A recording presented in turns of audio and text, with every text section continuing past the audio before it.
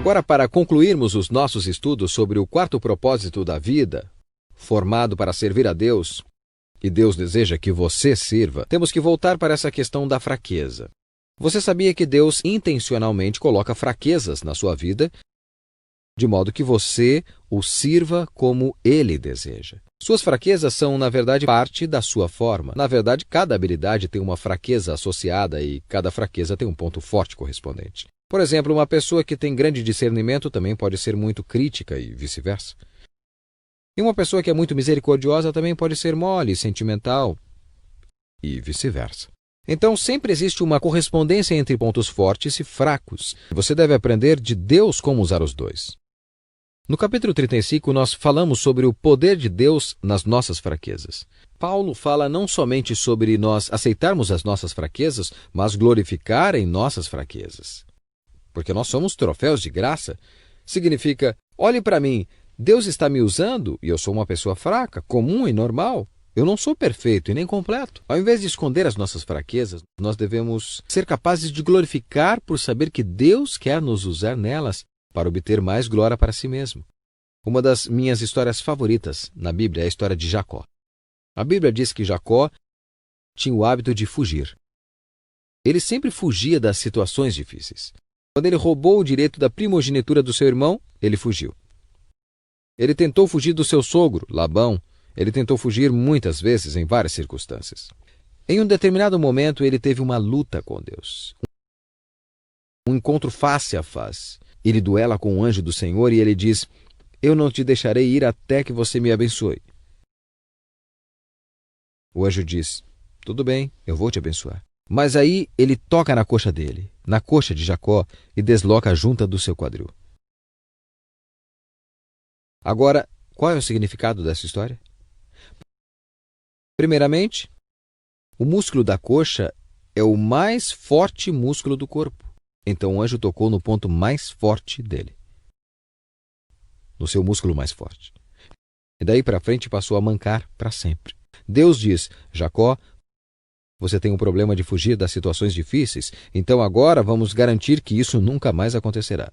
Que você nunca mais fugirá. E ele ficou manco. Se algum dia você vier a ser abençoado por Deus, você irá andar como um manco. Você precisa glorificar, não se preocupar, não esconder, mas entender que nas suas fraquezas, Cristo é forte. Uma vida com propósitos, de Rick Warren. Dia 35. O poder de Deus na fraqueza. Somos fracos, mas pelo poder de Deus viveremos com Ele para servir vocês. 2 Coríntios, capítulo 13, versículo 4. Eu estou com você. Isso é tudo que você precisa. 2 Coríntios, capítulo 12, versículo 9. Deus realmente gosta de usar pessoas fracas. Todos têm fraquezas. Na verdade, você tem uma coleção de defeitos e imperfeições, físicas, emocionais, intelectuais e espirituais. Você também pode viver situações incontroláveis que o enfraquecem, como restrições financeiras e relacionais. O mais importante é o que você faz com isso. Normalmente, negamos as fraquezas, nós as defendemos, damos desculpas, escondemos e tornamos a senti-las. Isso impede que Deus as use da forma que deseja. Deus tem uma perspectiva diferente da fraqueza humana. Ele diz: os meus caminhos e os meus pensamentos são mais altos que os seus. Isaías, capítulo 55, versículo 9. Por isso, ele muitas vezes age de forma exatamente oposta ao que esperamos. Imaginamos que Deus deseja usar somente nossas virtudes, mas Ele também quer usar nossas fraquezas para a sua glória. A Bíblia diz: Deus escolheu para envergonhar os poderosos o que o mundo acha fraco. 1 Coríntios, capítulo 1, versículo 27. As fraquezas não são um acidente. Deus as permitiu em sua vida deliberadamente, a fim de demonstrar seu poder por meio de você.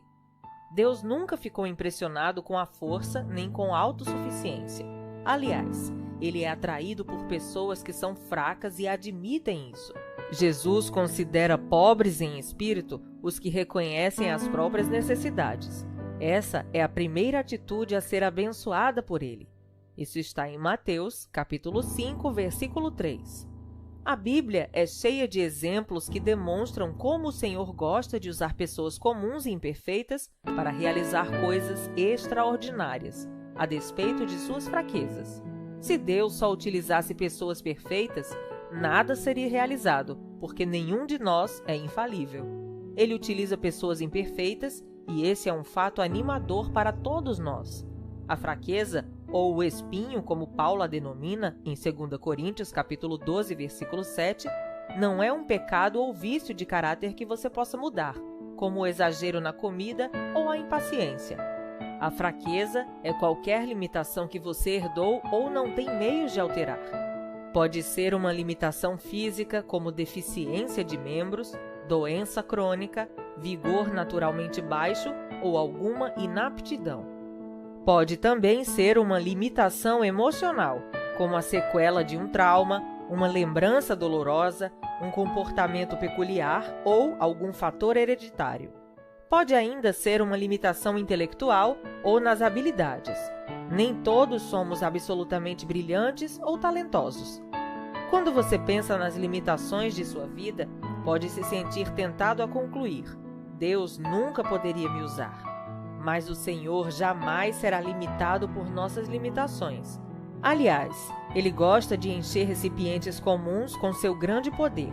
A Bíblia diz: somos como vasos de barro em que esse tesouro é armazenado. O poder real vem de Deus, mas não de nós. 2 Coríntios, capítulo 4, versículo 7. A exemplo da cerâmica comum, apresentamos falhas e quebramos com facilidade. Mas Deus irá nos usar se permitirmos que Ele trabalhe por meio de nossas fraquezas. Para que isso aconteça, devemos seguir o exemplo de Paulo. Admita suas fraquezas, confesse suas imperfeições, pare de fingir que é perfeito e seja honesto a respeito de você mesmo. Em vez de viver apresentando desculpas e recusas, identifique sem pressa suas fraquezas pessoais. Você pode até fazer uma lista delas. Duas grandes confissões do Novo Testamento ilustram o que é necessário para uma vida saudável. A primeira foi feita por Pedro, que disse a Jesus: Tu és o Cristo, o Filho do Deus vivo. Mateus, capítulo 16, versículo 16. A segunda foi feita por Paulo, que disse a uma multidão que o idolatrava: Nós somos simples seres humanos como vocês. Atos, capítulo 14, versículo 15. Se você quer que Deus o use, deve saber quem é Ele e quem é você. Muitos cristãos, principalmente líderes, esquecem-se da segunda verdade. Somos apenas humanos. Se uma crise for necessária para que você admita isso, Deus não irá hesitar em permiti-la, pois Ele o ama. Regozije-se na sua fraqueza. Paulo disse: Sinto-me muito feliz em me gloriar nas minhas fraquezas, pois assim o poder de Cristo poderá agir por meu intermédio. E como sei que tudo é para Cristo, estou muito contente com a minha fraqueza. 2 Coríntios, capítulo 12, versículos 9 e 10. Em princípio, isso não faz o menor sentido. Queremos ser libertos de nossas fraquezas, mas não nos regozijarmos nela. O regozijo, no entanto, é uma expressão de fé na bondade de Deus. É como dizer: Deus, creio que tu me amas e sabes o que é melhor para mim. Paulo apresenta várias razões para ficarmos contentes com as fraquezas. Para começar, elas nos fazem depender de Deus. Falando a respeito da própria fraqueza, que o Senhor recusara eliminar, o apóstolo declarou: Sinto-me bem feliz com o espinho, e quando estou fraco, então sou forte. Quanto menos tenho, mais dependo dele. 2 Coríntios, capítulo 12, versículo 10.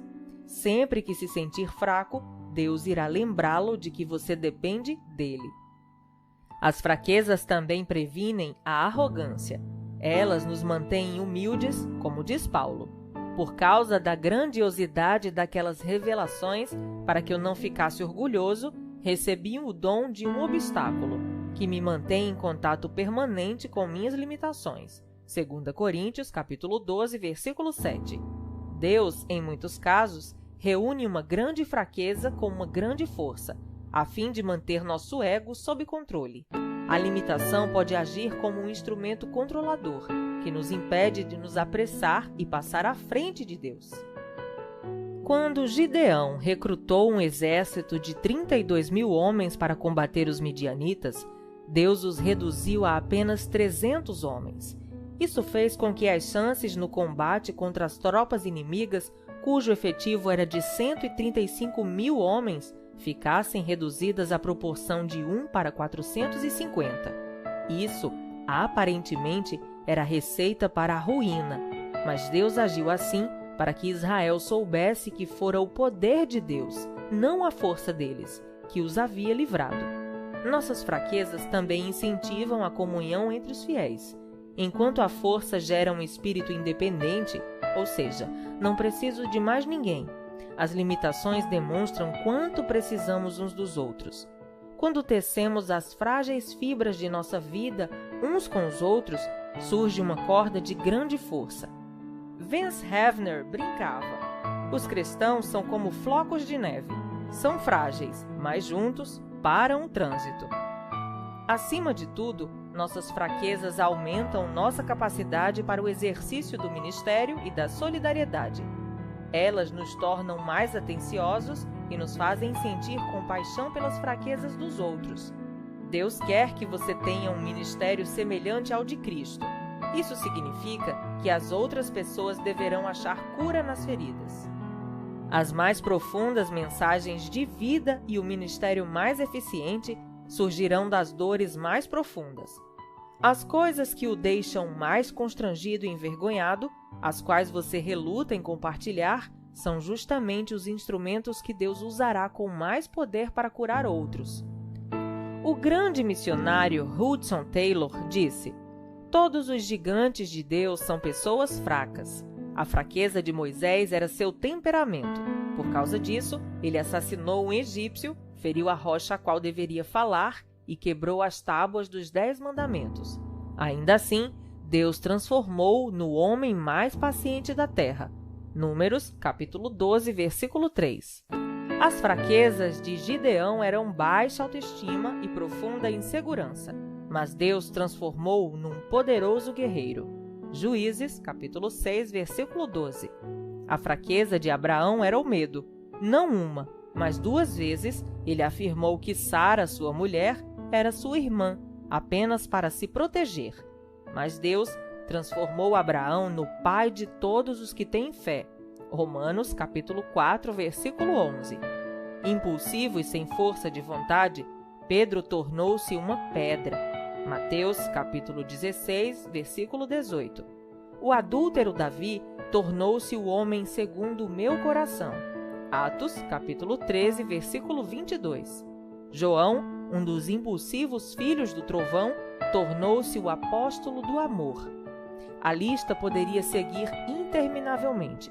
Não tomarei muito tempo para relatar as histórias de fé de Gideão, Baraque, Sansão, Jefté, Davi, Samuel e de todos os profetas. Suas fraquezas se transformaram em força.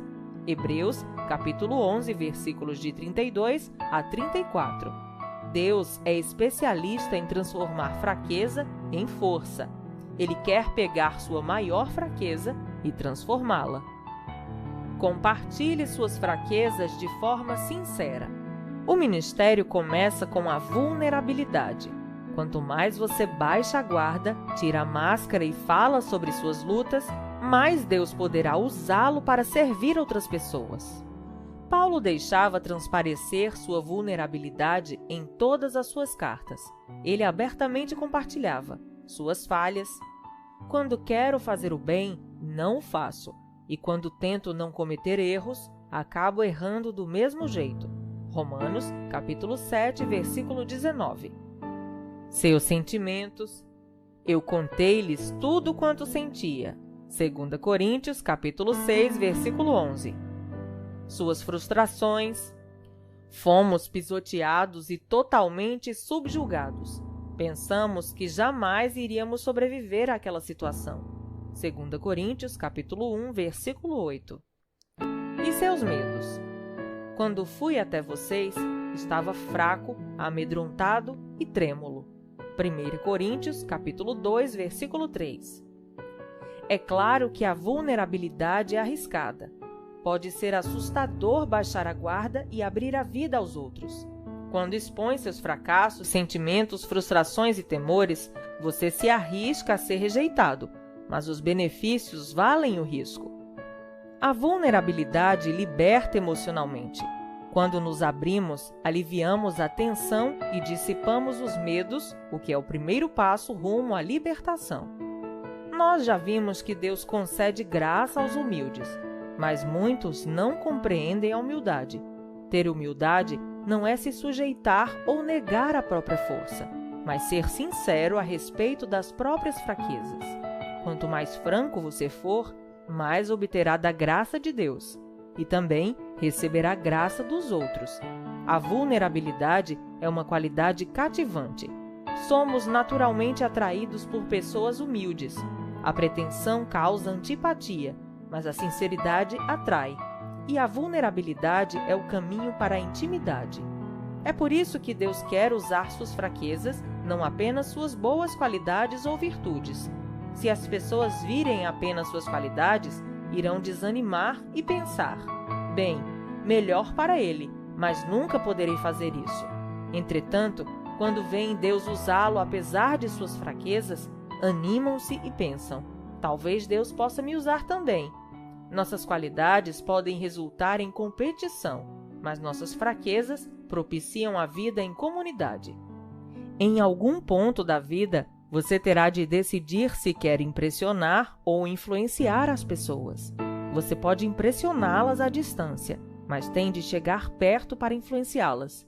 E quando você fizer isso, elas poderão perceber suas imperfeições. Não há nenhum problema nisso. A qualidade essencial para a liderança não é a perfeição, mas a credibilidade. As pessoas devem ser capazes de confiar em você, caso contrário, não o seguirão. Como você constrói credibilidade? Não fingindo ser perfeito, mas sendo sincero. Glorie-se em sua fraqueza. Paulo declarou: vou apenas gloriar-me de quão fraco sou e quão grandioso é Deus para usar uma fraqueza dessas para a sua glória. 2 Coríntios, capítulo 12, versículo 5. Em vez de se apresentar como um ícone de invencibilidade e autoconfiança, veja-se como um troféu da graça de Deus.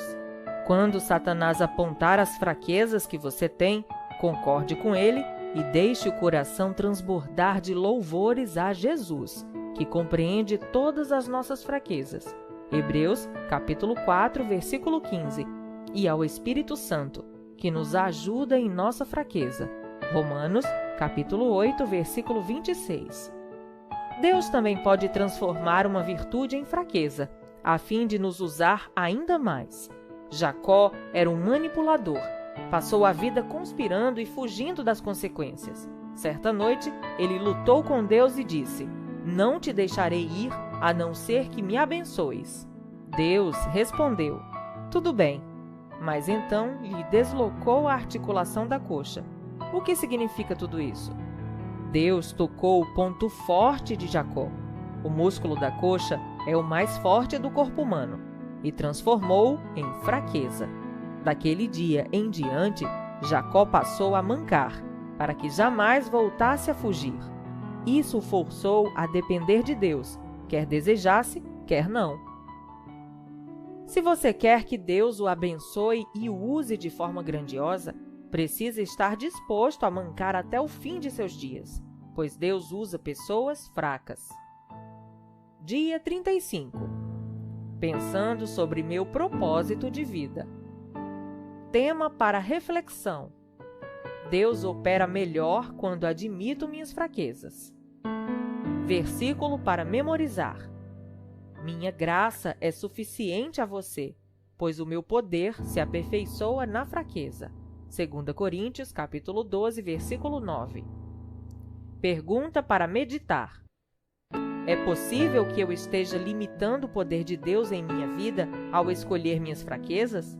Sobre o que estou precisando ser sincero para poder ajudar as pessoas? Até o próximo áudio.